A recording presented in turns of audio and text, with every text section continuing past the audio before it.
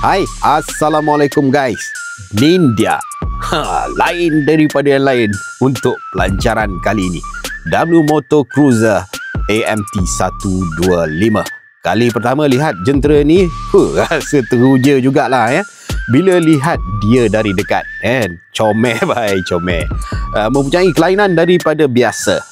Ia didatangkan dengan AMT ataupun Automatic Manual Transmission.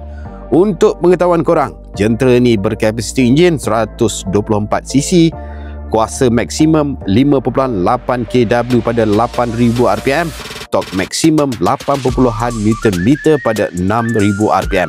Berat kering 119 kg, kapasiti tangki 6 liter. Fork hadapan 130 mm, tayar belakang 140/713 dan hadapan 80/9017. Tempat duduk yang cukup ergonomik sesuai ditunggang sesiapa sahaja. Ketinggian bukan ukuran dan mudah dikendalikan kerana jentera ni cukup ringan dan rendah. Keseluruhan lampu LED. Kalau dilihat, tawaran warna dan grafik yang menarik, ditambah pula dengan elemen krom yang cukup merecik.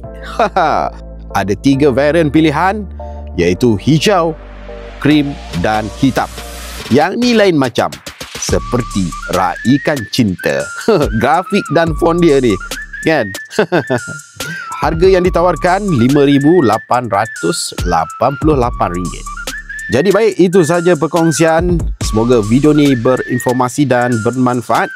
Kalau korang suka dengan video ni, sila like, komen dan share. Dan tulis di ruangan komen kalau korang nak sungguh review apa selepas ni. Kita jumpa lagi. Assalamualaikum. Bye-bye.